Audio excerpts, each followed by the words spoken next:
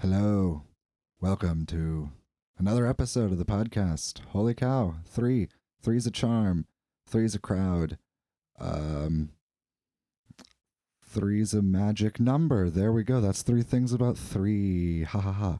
So, yeah, exciting episode today. I've got my friend Kyle Smith, K. Edward Smith, joining for the podcast today. I interviewed him a few weeks ago, and we had a really nice conversation. He baked some bread before I came over, and we got to share some bread while I was there. That was pretty awesome. He got me some herbs that he grew in his backyard after we were done, and yeah, we drank some good tea. So it was pretty great. It was a pretty nice time. I'm happy with how this is going. I'm really enjoying it. So thanks for joining the ride as I do this thing. Yeah, it's neat. It's fun. Thanks for being here. I'm happy to have hopefully some people listening. I don't know. I haven't checked the stats, but a couple people have told me you'll listen. So thanks for doing so. Couple things to mention. There will be a link to Kyle's website. He makes music, so you can check that out down in the show notes. I'll put a link to Dementia, the show that we worked on. He wrote a score for a silent film, and I got to be a part of the ensemble when for the world premiere. It was amazing. It was super cool. I played a cigar box guitar that Kyle himself made. It was a heck of a lot of fun. There will be a link to that down in the notes. And also, he wanted me to give a shout out to Right Brain Records that helped release the whole thing. So thank you to Right Brain Records for making some cool music happen. It's really sweet. So I think that's it. Enjoy this conversation I had with Mr. K. Edward Smith.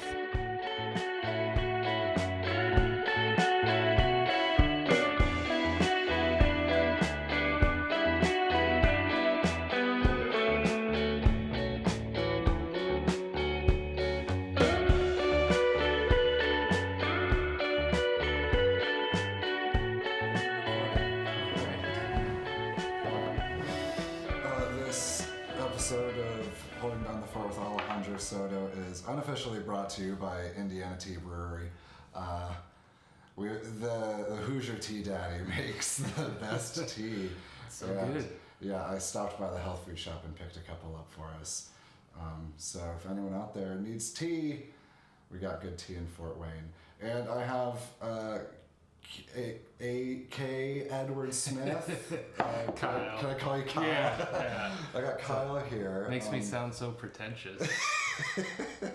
I mean, I do also go by the first initial. Alejandro's my middle name. Right. So there's just so many Kyle Smiths. Like, my parents were like, let's give him the most generic white guy name. I was thinking about Mr. Smith on the way over. Right. Well, my dad's name is Jim, and there's even more of those. So. That's funny. Yeah. So we are you're a musician and a composer.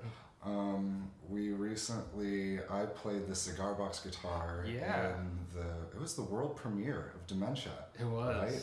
So I want to get into that, but I like to ask people about where they come from, sure, how they got started. So you tell the people about yourself.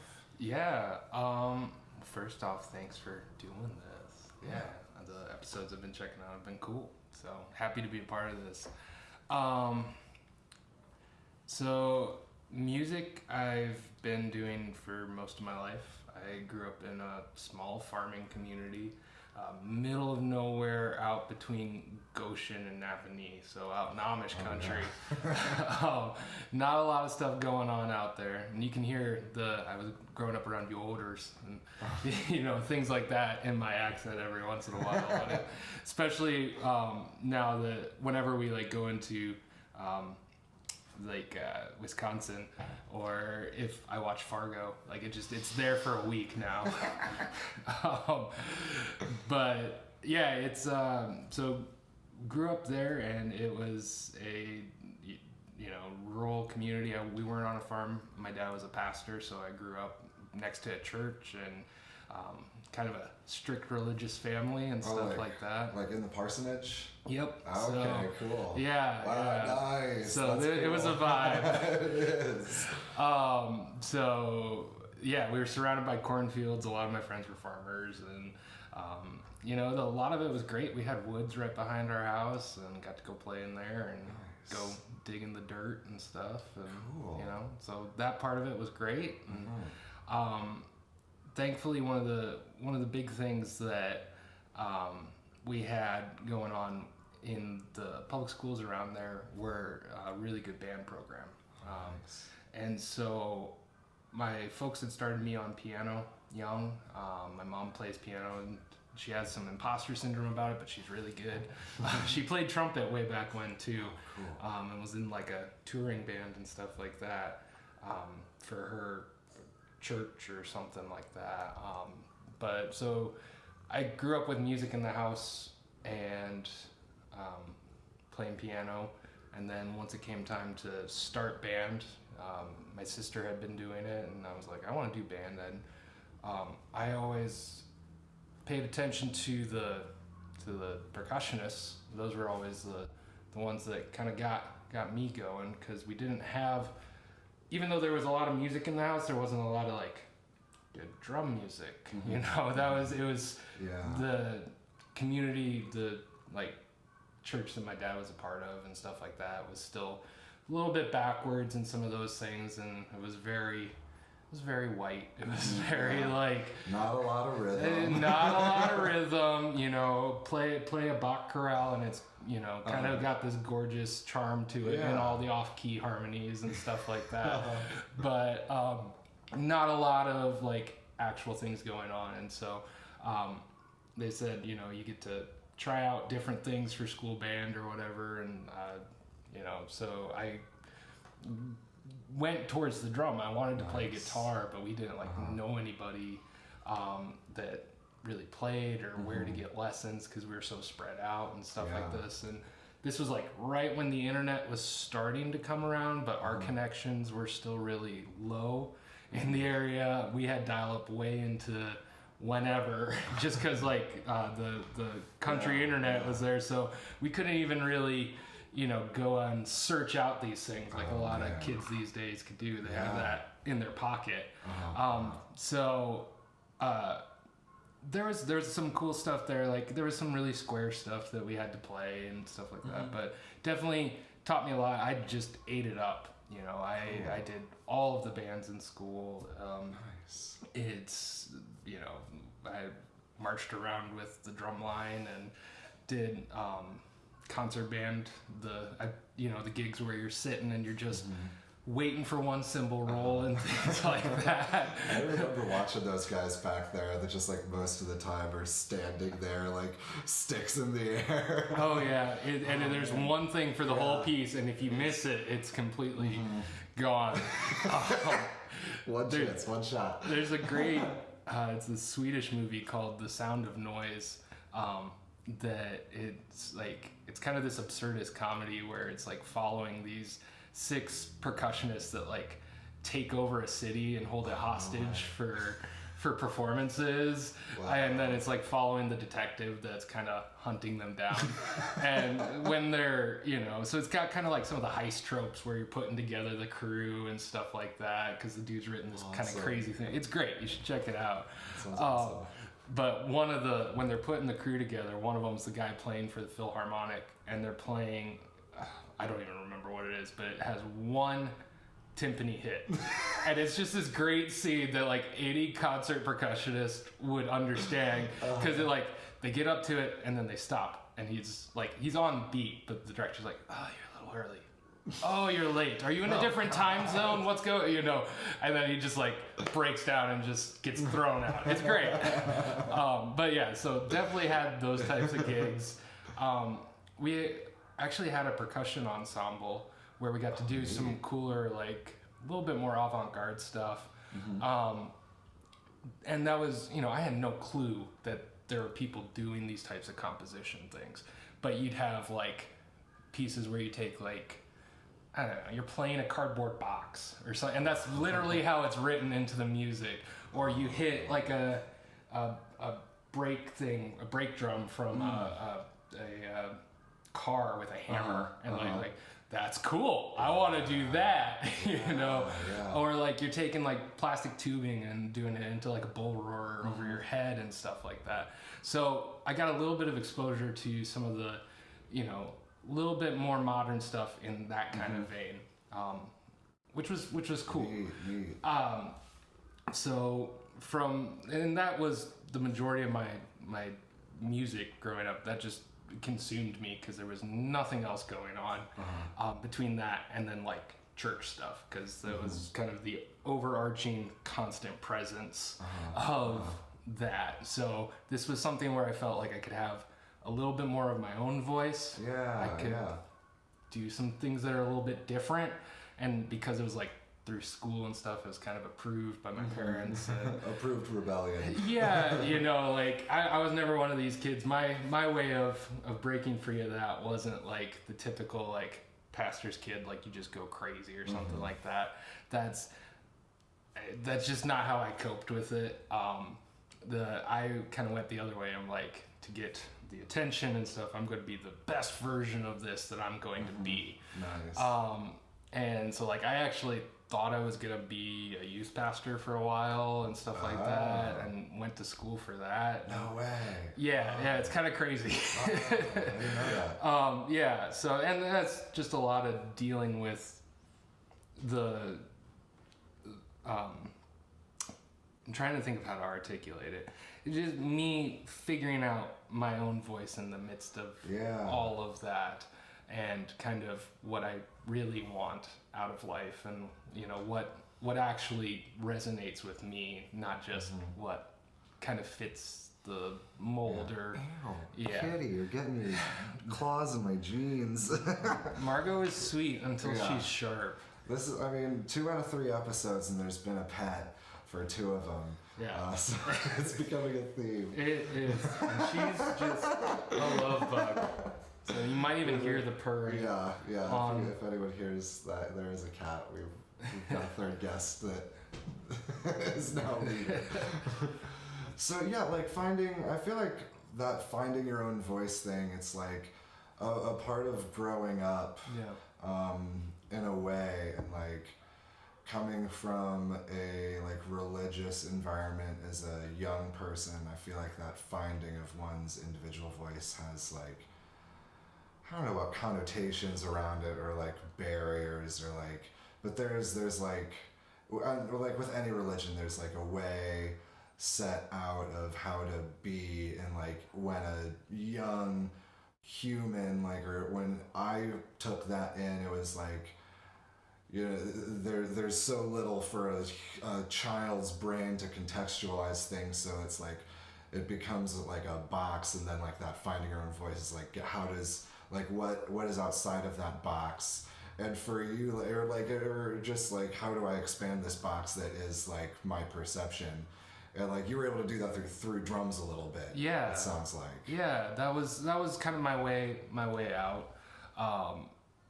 And it's been a long thing, but it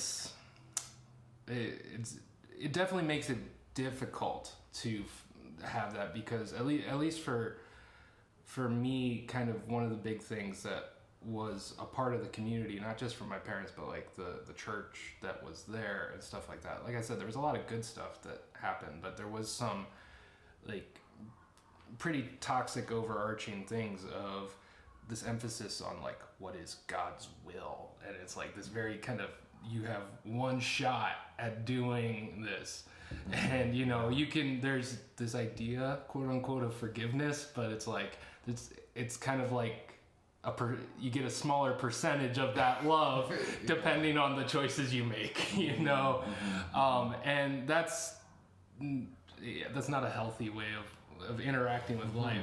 Yeah. So like on one hand, it raises the stakes and it does make you like take life very intentionally and very seriously and things like that. But then there's this kind of like built-in shame if you're even just over like not necessarily existence. Like a lot of my Catholic friends that just kind of have this like Catholic guilt over existence coming from, it was more of like an evangelical Protestant type thing. And so it's like, we have kind of this work guilt that ends where you have to like be doing something to go and earn this or whatever you want to say. That's like, if you're not doing something productive, like I even hear that in my parents and my grandpa who passed last year was like, as some of the things that were like really difficult for him as he was passing is like, I can't be doing anything. So this is like a generational thing that my parents picked up, and I'm trying to be empathetic and like see now that I'm an adult, like that they really did do a good job. They did what they could to move beyond where they came from.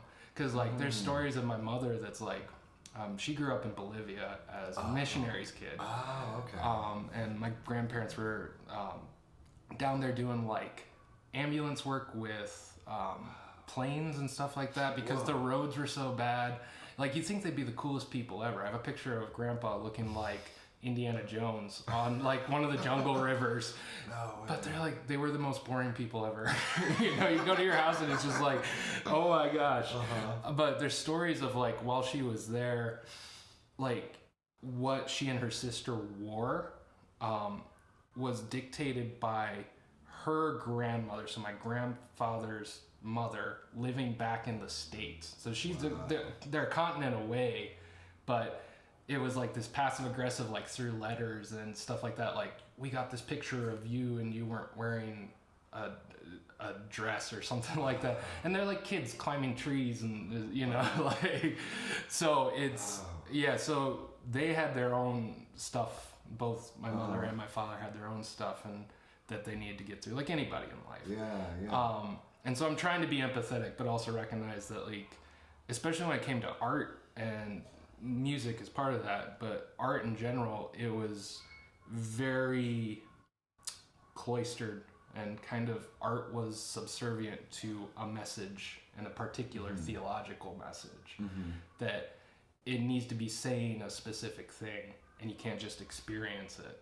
So it quickly became propaganda. You know, like, it wasn't, and you also had to take into consideration, like, just content matter in general.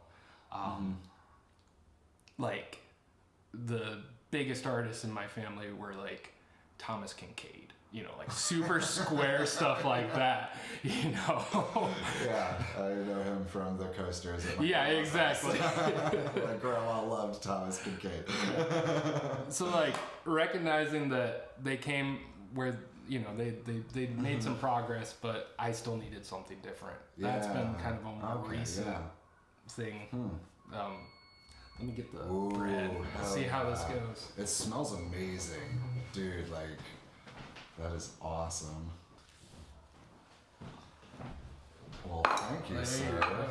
I took a bite out of this one. Nice. Oh, yeah.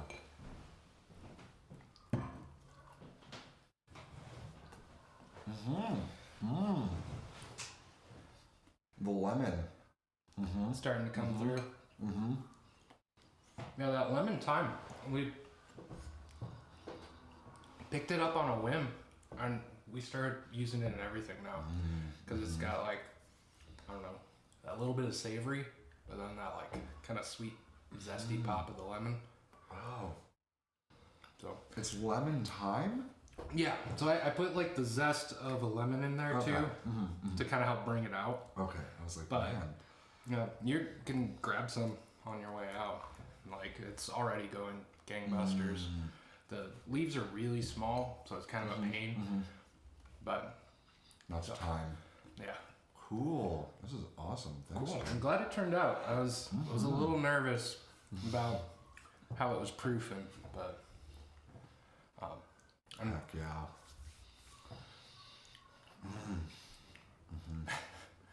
And Margot is not leaving you alone at all. Yeah, aren't you, Cat? I think animals know that I don't have pets. And they're like, oh yeah, he's the one that's gonna give me the attention. Exactly. Somebody knew. She is the best for retaining students. So I teach drum lessons out of here. I have a handful of students that come to the house. And even on the online ones that I teach, I have this one 12-year-old kid that's obsessed with Margot, because she'll hop up in my lap if we're working on practice pad stuff or something like that. Oh my goodness. And she greets everybody like she did you today, and especially with the younger kids, they're just obsessed with her. So a studio cat. Pretty much. That's great. So you started on piano, but then you went into drums. Yeah. And I know you as a drummer. I know you do other instruments as well, but sure. do you consider yourself a drummer first and foremost? That's where I've gotten the most experience. That's fair. And part of the K. Edward Smith project has been wrestling with that identity in a way. Wrestling, that sounds so it's dramatic. I've been having this struggle. No, it's internal artist struggle. I don't want to be just Ringo. He wrote one good song and it was about an octopus or something like that. But that we drummers have that baked into our mythology at least. Yeah. So, but yeah, I started as a drummer, and there's a lot of things that are kind of baked into how I interact with music.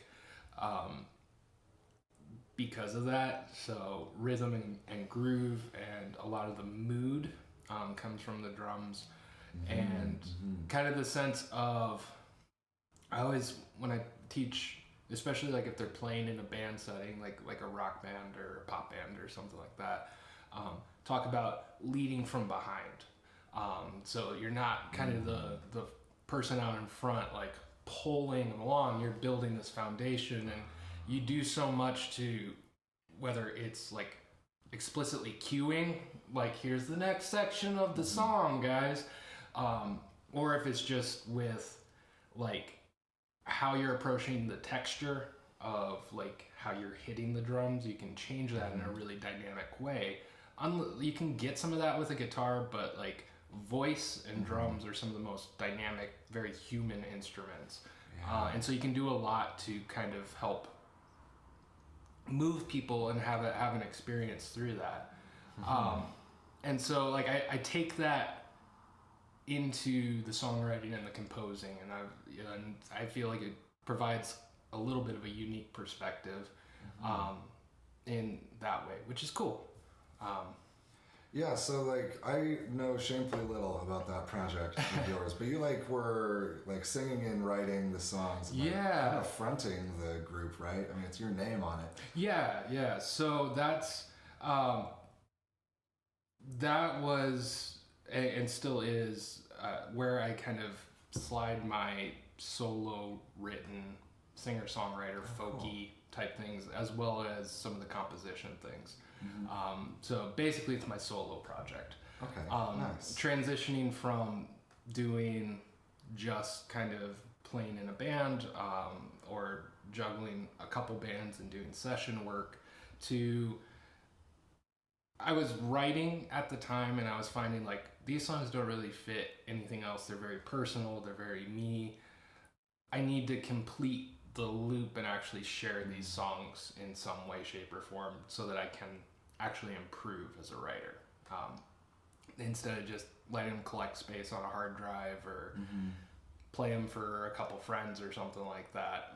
Actually putting it out as some sort of official release or something like that helped me keep that ball rolling forward. And so what I did to kind of kickstart that was this was 2019, I think. Yeah, June of 2019. I decided to write, release record, and then release, not release before we recorded it, a new song every 3 weeks. So I kind of got this very structured cycle going and do that for a year. And I committed to that and I saw it through, which was really cool. Hell yeah. And this is, informed by a lot of different things, like coming from playing in like crusty punk bands and having kind of a love affair with some of the indie groups from the 80s that were just hopping in the van and starting their own record labels on a table, and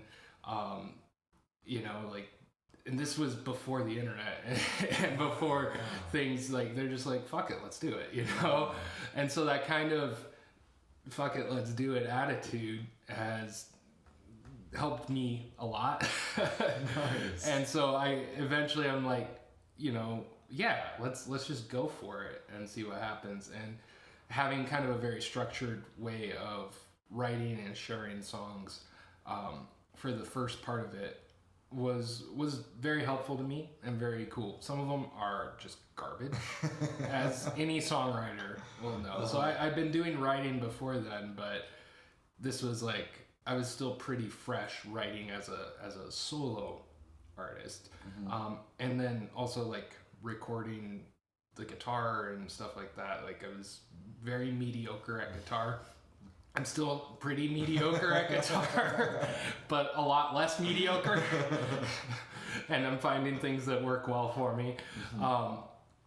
And so, but a lot of them, I'm like, man, I should, excuse me, pull those down, or those don't represent who I am. But I think ultimately it's the story of going from the first song that I released versus the last song I released in that year. So I've been writing since then and keep playing and stuff like that. But kind of those, I think the total was 18.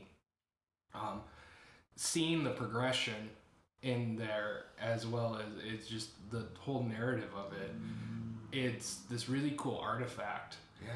And I think that's part of what really attracted me to some of those, like, those indie bands and some of those early punk bands where it's like, you can do this too, essentially,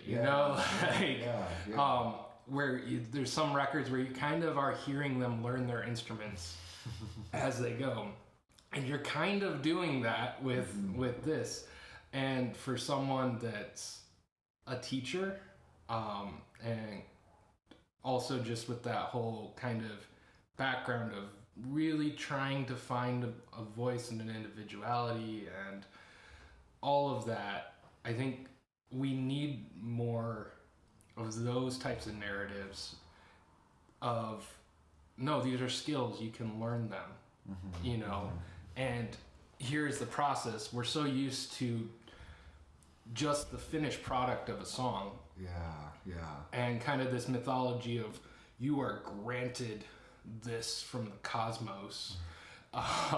You have this special gift, and if you don't use it up by 27 and burn out bright, you're just some lame fucking loser, And that's kind of our mythology in like the rock world, the musician world. It's not like you have, look at like old school outlaw country guys and stuff like that, like it's a lot of just American musicians in general. Is there's this kind of perpetual obsession with youth, with you have this genius, this kind of cult of genius, and all of the behind the scenes things that help actually like communicate those songs to people aren't told. And so like those are fun myths and narratives in a way. They're kind of this structuring, like really iconic type of thing, but it's not necessarily a healthy way to live your life, and it's not a healthy way to teach people how to actually do this. It took me a long time to find that, where it's like, oh no, I can actually do this. This is a skill, and you get better at it the more you do it, like any other skill. Yeah, it doesn't require divine intervention. Yeah. I mean, divine intervention helps, but It does, yeah. It helps a lot more if you've been like putting in the work. Yeah, yeah. It's the whole idea of like, even if you have some sort of like image of a muse or whatever language you want to use for that, and I think that's helpful. Creativity or whatever that kind of comes and goes. Like, where is it going to go? Someone who's being more like responsible, or not responsible, but like actually using the thing and working on sharing this with people, or I don't know. It goes where it goes. If you use that. Yeah. What's the fun quip? Energy goes where attention flows. Yeah, something like that. Yeah. To make it rhyme. Nice. That's really cool. Yeah, and like that. I think that view of like art being only the finished product, like it's very like 20th century. Like I feel like that's very like middle of. I could see like that coming out of like the 30s and the 40s, and being like, I mean, the 20th century was rough, and so like to have those people be exposed to such like awful shit, then they like wanted something to forget about like the realities, and so art was made that like had all the process stripped out of it. Because like people didn't want to know about the process. They didn't want the struggle. They just wanted like to go to the movies and like enjoy a flick, which there's nothing wrong with that. Like, but now we want something different. And I've been thinking more about that too, like the process of creating the art being like at least for me being in like the creative position, the process is the most important part. Yeah. Like, it's all like, it's more so the thing that needs attention than like the show. Like the show is just like a small like pinhole of time that like this whole like energy building is leading towards, and so like the bulk of like life is that preparation process, and to like get in touch with that and like be able to enjoy the process makes, you know, it makes for a better life. You hopefully won't be a miserable artist then. Yeah. Like be able to enjoy that time and not just be like aching to get on stage or something. Right. Yeah. Yeah. So like you then how did you end up writing a film score? Like, that just seems like such a wild thing. And I mean, I guess maybe it's your fuck it, let's do it attitude. Kind like, of, yeah. I guess you just do it. You did it, so yeah. And we put it on, and it like it all came together great. Like, it did, didn't it? Yeah, it was really rad. It was a struggle. There was some real struggle in the process, but like. I enjoyed the whole process. Like, even the bullshit we had to get through was like just part of it. Well, it made the performance more emotional in a way. Yeah. And I appreciated kind of your approach, bringing like a lot of theater and dance and stuff like that, where I feel like for that, and we can talk about the composition and that in a bit. We'll back up to this. But I just want to say, like, I appreciate kind of you got the vibe of the composition. Yeah. And you really put yourself into that, and it was cool. It was. So I appreciate that. Yeah. It did have like a very theatrical aspect to it. Like even the music, and like from that film, I could like it worked so well. Like there was so much theatrics in the film that you were able to like musically cue in on and like communicate with sound, that like for me having a background in like theater performance and musical performance, I was able to like combine them together, and it just like jived so well. It was awesome. In like a way I didn't really ever anticipate those two worlds to like come together. So that for me was really interesting too. Cool. And it wasn't difficult. Like it like felt natural from my standpoint. Awesome. Yeah. So that was I started work on that a couple months after I wrapped up the year of songwriting. So that was October 2020. So like that was still, pandemic year.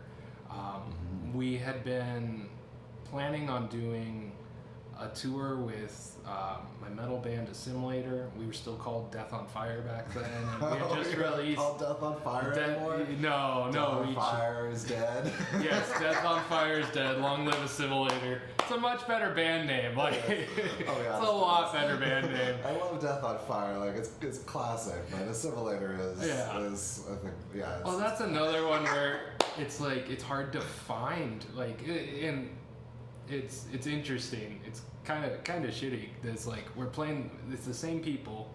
We're playing the same song. We changed the band name and like a couple of and the logo, and people are like, I get it. This is amazing, and like they're just responding so much better at shows. And it's kind of an object lesson in this stuff, like as shitty as it is like, and it sounds super douchey, but like taking the time to really kind of make sure your branding and stuff like that is like reflects what you're trying to do artistically. It helps communicate what's going on, and like it gives people kind of a hand to be like, okay, come along with me. So you can take the kind of, well, like, fuck you, all that should matter is the music. It's like it's that idea of meet the people where they're at, and don't start off saying, like arms crossed, and you're like, no, you don't get what we're doing. Try to not pander and not talk down to people or anything, but really do your best to actually communicate your art in all of the process. So it's kind of an object lesson in that for us. But anyways, so we had just released Ghost Songs, and we were gonna do like a week-long tour or something like that, and right in March, and we just saw like it was like a week right when week before was when all the shutdowns happening. So we're not scrambling, but we're like, what do we do now? Like everybody else. So I was still in the process of writing the songs, doing the every 3 weeks songwriting process. That went through June of 2020. So like going through that, things were changing at School of Rock, where we both worked, and that's actually where we met. And both with the pandemic, and I was getting ready to move on. And so I had a lot of things, kind of just, okay, what do I do now? And so in October, I decided to, decided to say, fuck it, let's do this, essentially. It had been kind of in the back of my mind for a long time. So did you know about the film? Like, had you seen So Dementia? I hadn't seen Dementia prior to starting looking for a film to score. So I had it in the back of my mind that I wanted to do a film score. And specifically with the end goal of playing it live. Because there's been a couple shows here in town where people have done it. I didn't get to go to the Metropolis one. That was Metavari. I know you said you went. I did. I had a couple other friends there. There was another one, and it was like an ambient band out of Nashville or something, and it was another like 20s German sci-fi film, and like I love a lot of sci-fi. I love a lot of like German art from that interwar period. Like the expressionism stuff is just beautiful, and like just so dark, and like it's beautiful in like its grotesqueness, and it's awesome. And so I'm like,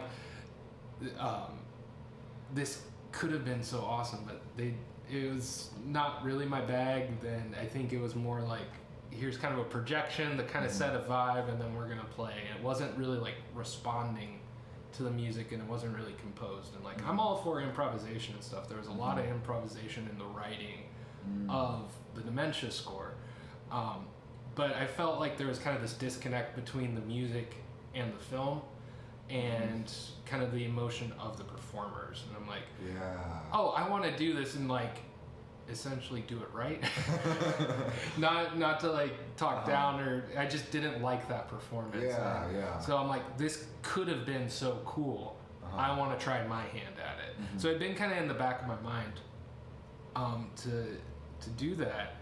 And so I'd been, doing a couple like test things, making sure my methods were working. I took like a couple short classes on film scoring and stuff like that. Smart.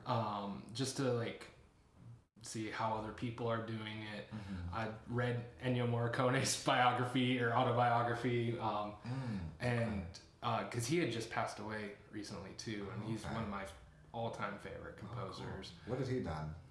Like anything? So he composed since like the 60s. He did his probably the most famous ones he did were like the Sergio Leone spaghetti westerns. So Good, Bad, and the Ugly, the whistling and stuff like that. Cool. So he was in like the kind of out there Italian art film scene.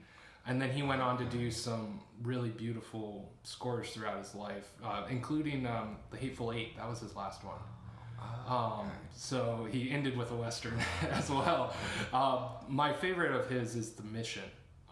In the middle, there's just these, and especially the falls from that. It's just gorgeous. Cool. How he writes. And he was one of those that he took a lot of like these avant-garde ideas. So he was like learning composing and starting as a young composer, like when John Cage was around and Philip Glass was around and stuff like that. So he's kind of from that scene, but then he took some of those ideas and put them into more of a pop culture form.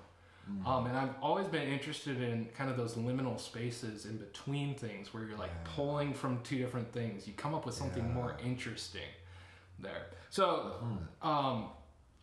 like he's definitely a somebody that I look up to and stuff like that. And this score is nowhere close to his compositions.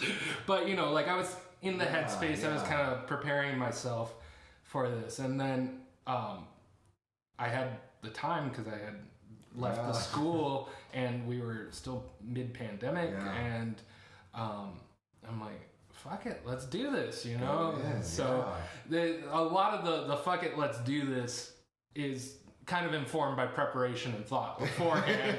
But at some point it's like, okay, let's go. I get that. Like you're saying, fuck this block that is preventing me from just putting pencil to paper. And like, because there's like, I kind of call it analysis paralysis. Like you could spend forever preparing and like being like, oh well, I need to think about this some more, like what if this goes down, and there's no way that like you can anticipate everything that will come up in any process, let alone a creative process.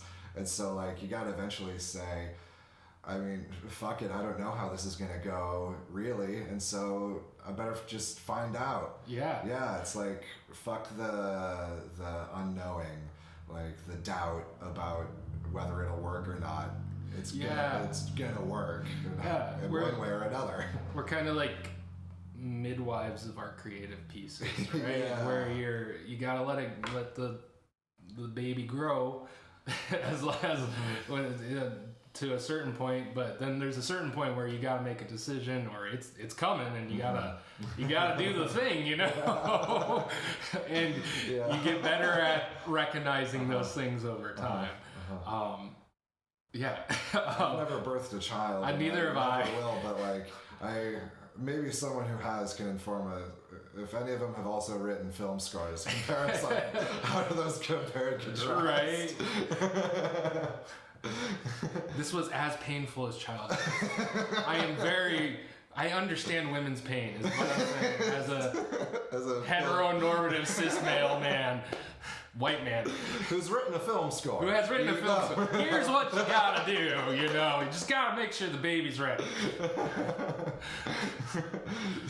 So mid-pandemic, you're writing this. Yeah. That's interesting, and I guess for like, it's a wild film, and It like is. the whole like energy of the world was like in sync with that. Yeah. Like, I bet you didn't have to like do much to get in a headspace similar to that piece. No, it was definitely the right time for it. Yeah. And it's so I was looking for films to score, just kind of scrolling through old public domain films, looking especially at like sci-fi films, old horror films, and I was specifically looking for things that were a little bit out there, that would give some space for some fun. So like there was one of the practice pieces I did was like this 70s like ski horror movie where like a Yeti takes over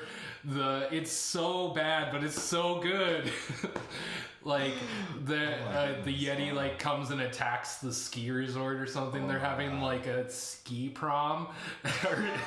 It's like, and like there's this great shot of like the Yeti like climbing up the window and stuff like that. So like I was looking for, it could have been funny, it could have, like I'm thinking more like B horror movies. I stumbled across Dementia, and it's definitely a wild film for those of you guys that haven't seen it. But one of the things that really stuck out to me before I even got into like the story of the film and then like all the controversy around its release, I knew nothing of that when I was starting the film, or starting my score to it.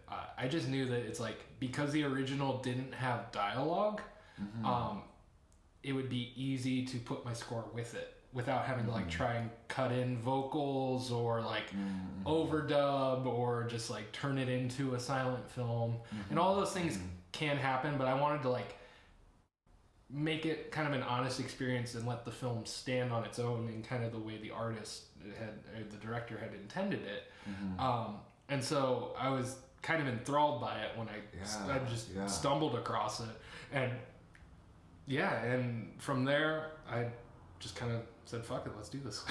Cool. How long did it take you then? So the initial recording and composition process was actually pretty quick. Within about a couple months, a month and a half. Okay, cool. So the process that I really followed for most of it was live improvisation with the film. So I kind of created some boundaries around the composition process, saying I don't want to use any like software instruments. I don't want to just download Contact Player and like all of a sudden you have this big Hollywood cinema score. Like that's kind of really easy to do, which is both cool, but it's also, are you saying anything if that's all you do? Like, I'm not saying people who do that is, I wanted something a little bit different for what I was doing. So I limited it to instruments I had in the house. And so we have a bunch of kind of abandoned instruments around here. My wife and I joke that our house is an orphanage for instruments that nobody wants anymore. Like, we haven't bought like many of these. There's weird stuff lying around. There's just weird stuff lying around. So like, and then some handmade instruments too, like the cigar box guitar you played. So I found a book on how to build those, and I had been messing around with it previously for one of the songs in that like year-long challenge that I was doing. And I'm like, oh yeah, this is cool. Let's do this. So like, I'm hand working all of it, listening to Nick Cave's murder ballads, trying to like work some nasty mojo into it, and I think it worked because it sounds gross. And, it's awesome. Sounds like death. Exactly. It's like the violin from hell or something like that.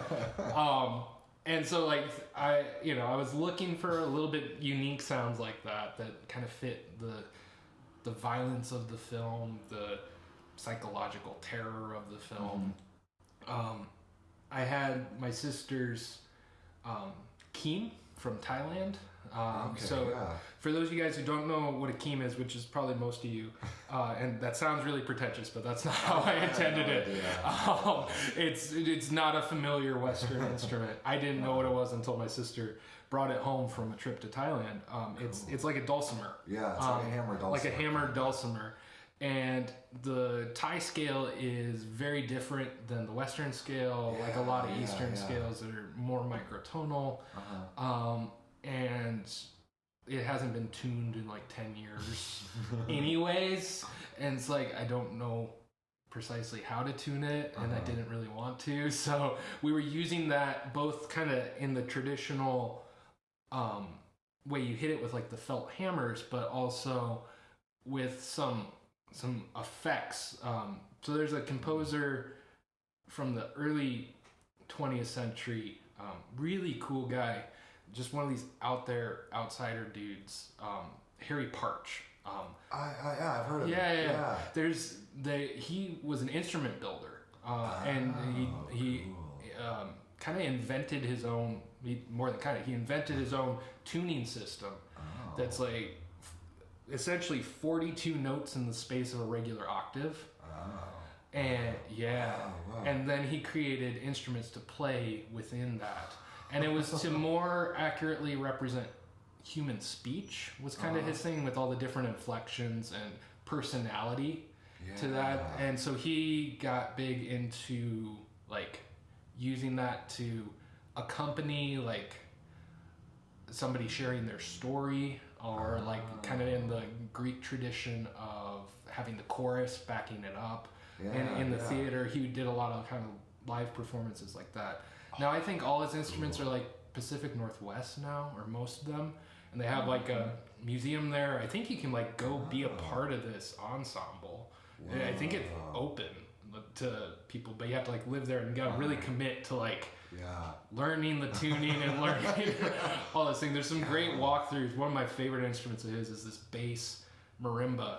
It's like 7 feet tall. So the guy who's like the curator of it, there's this video of him walking around introducing people, and he's a tall dude. He's like 6'5", and he looks like he's playing amongst Legos. So you have to like get up here, and it's this giant resonator. It's basically like a 2x8 that they've tuned to this like 20 hertz or something like that. Oh my god. And he was saying that like the one practice room they have, like physically isn't big enough to actually hear the tone for that frequency to develop. There's not enough space.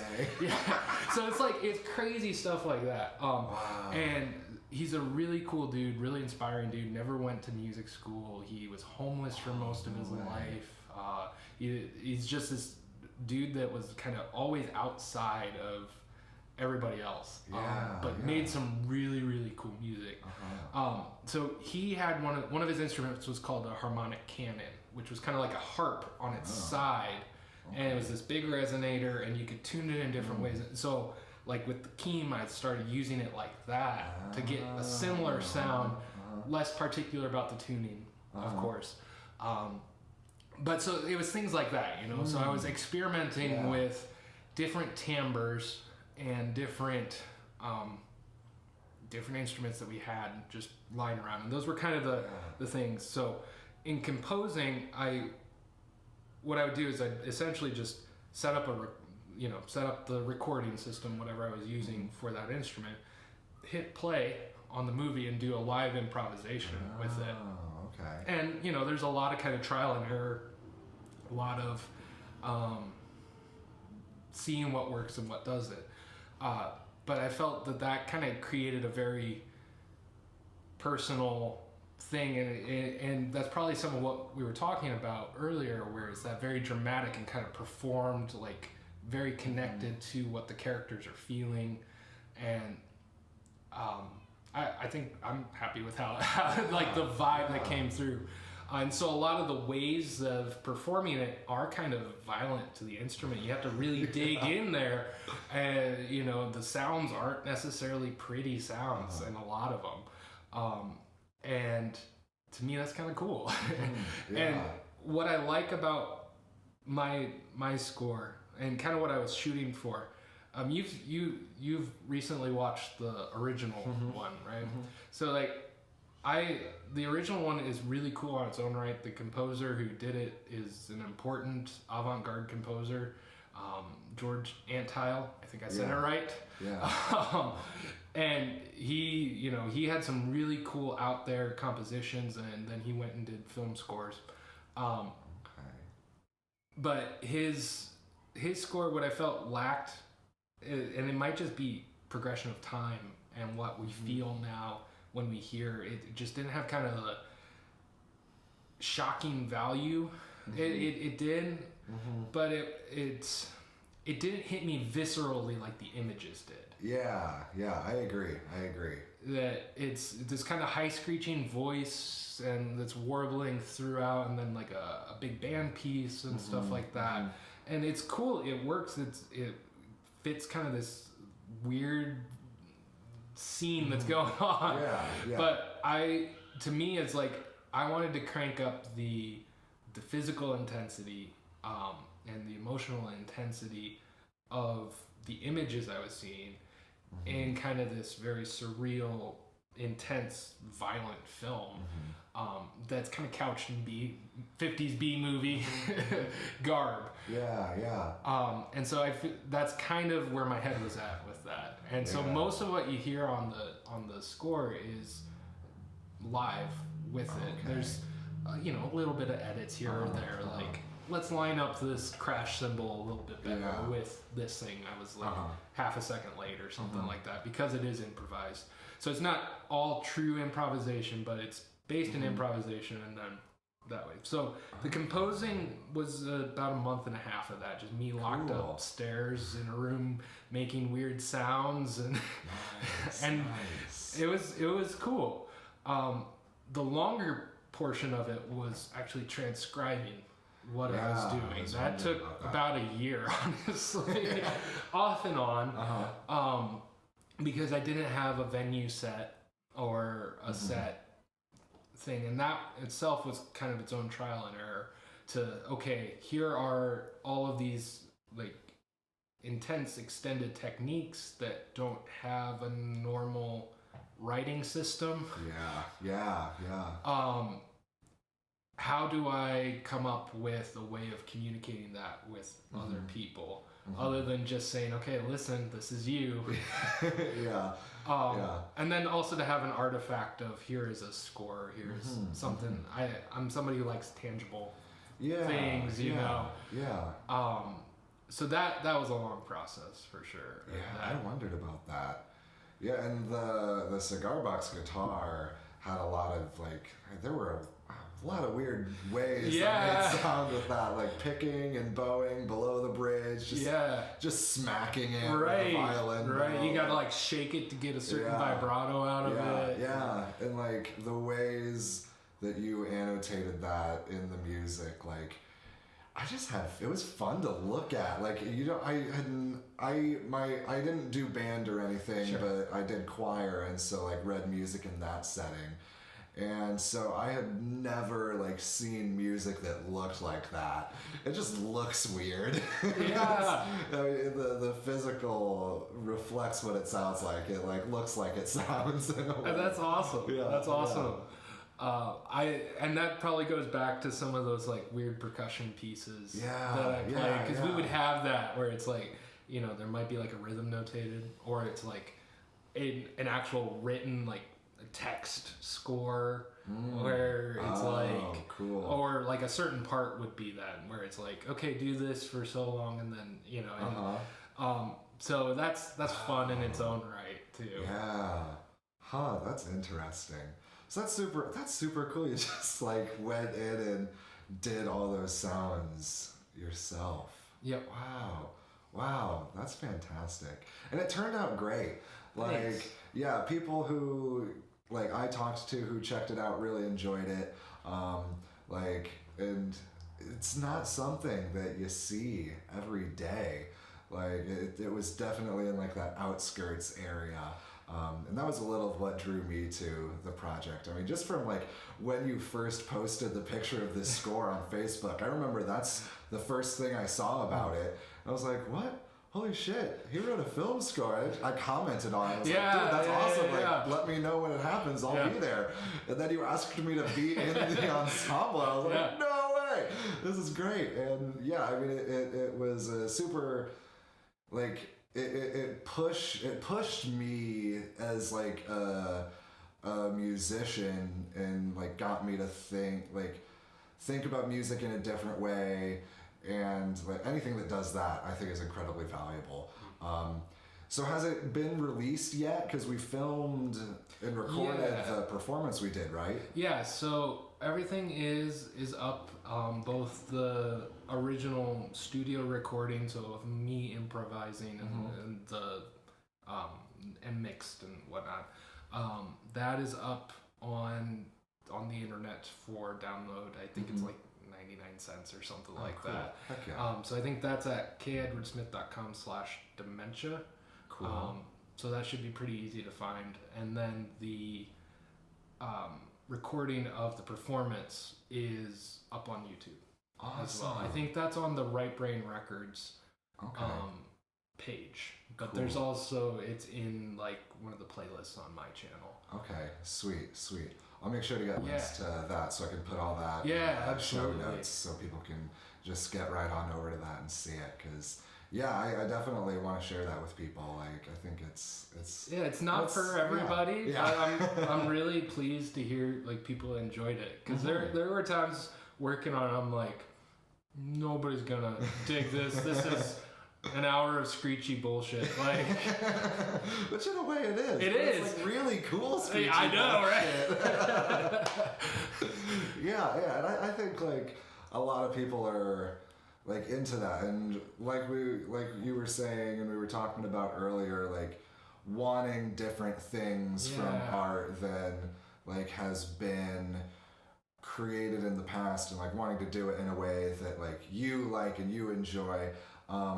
Like the girl who had the art up that night at the show, I got to talk to her for a little bit. I want to get in contact with her and try and interview her on the show. Absolutely.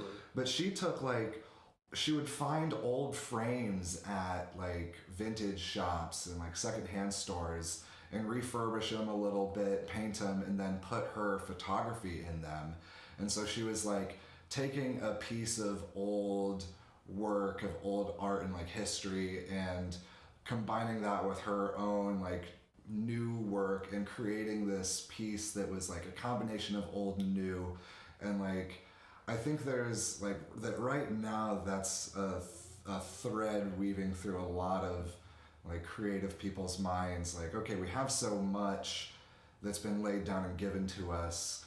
What can we do with that, and how can we reframe and rephrase things that like scratch the itch for us now, that like that the artists and creatives were trying to scratch an itch 50, 100, 300 years ago. Like, we can still take inspiration from that stuff. Like, right. And I think it's cool that you were able to do that with this, and like, and that's that liminal space, like in like in time and in like humans, and it's always super cool to see that and experience that. For me, like, that's the stuff that I think is really worthwhile. That like hits deep. Yeah, well, that's what, that's one of the things that once I experienced art that did that for me, and I'm like, that's what I was missing when I was growing up. Where I don't get that from Thomas Kincaid. I never have either. It's that it's art that takes risks. Is a big part of that. I think, but also that something that where there's that deep resonance, even if you can't quite explain it, and honestly, if you can't explain it, a lot of times that resonance goes away. And so there's pieces where like it was important at a time, and then I kind of moved on from it, and it has more of a nostalgia now, where whether it's music, we all have that music that we're into, and there's a special place in your heart there, but it just doesn't hold that same spot now. Or even visual art or something like this style or something was like really important at this time for me or for you or whomever. But sorry, I'm circling here. I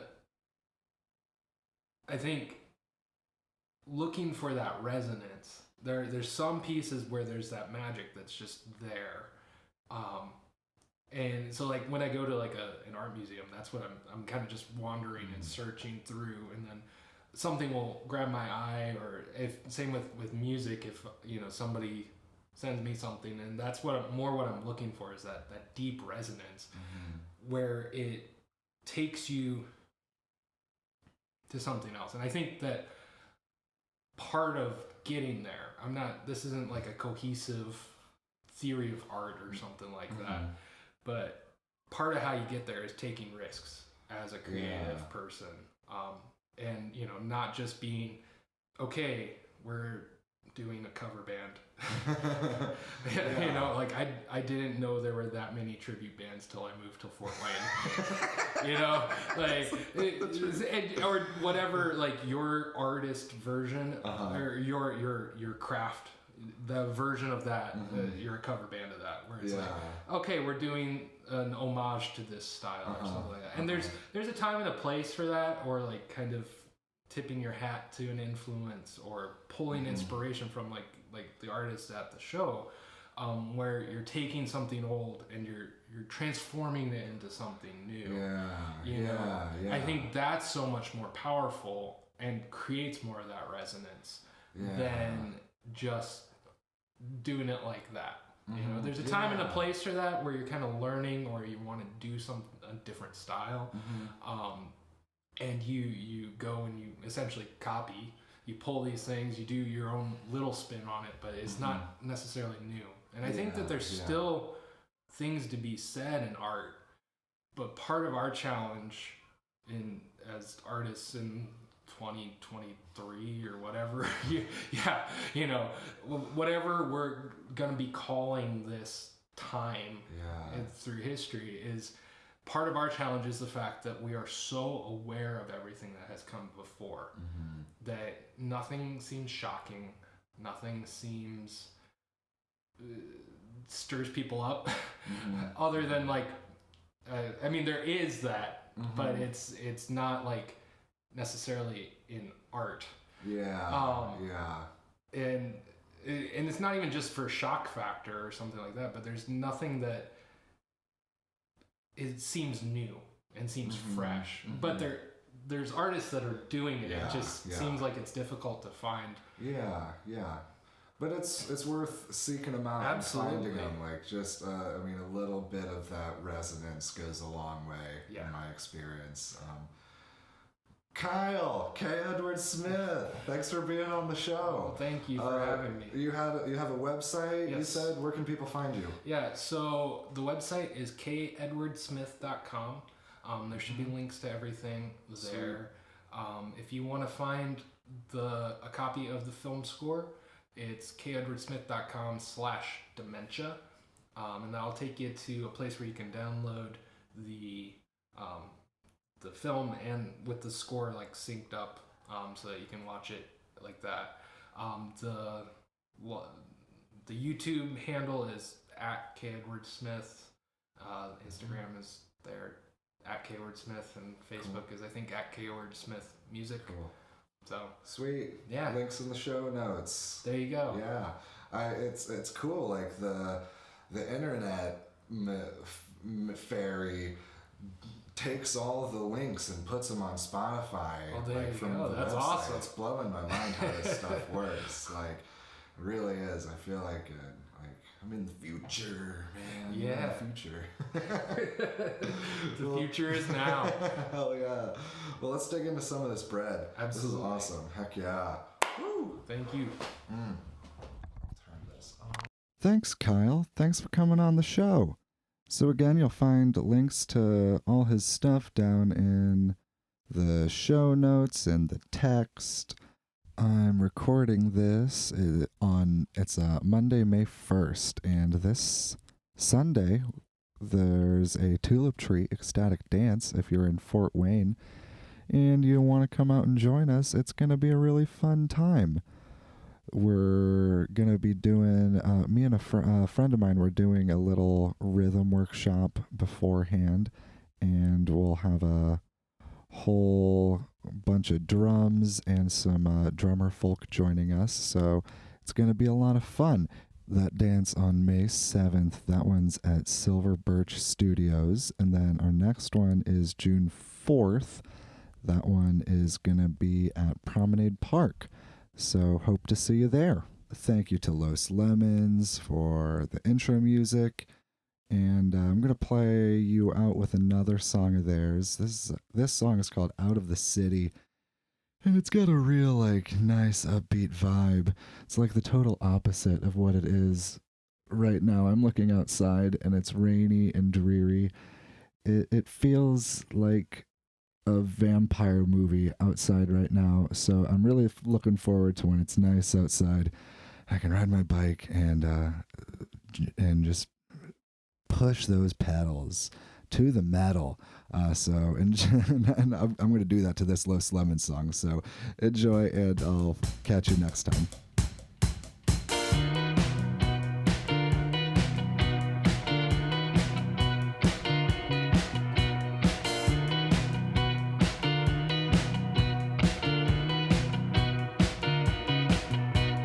Gotta get away from the city,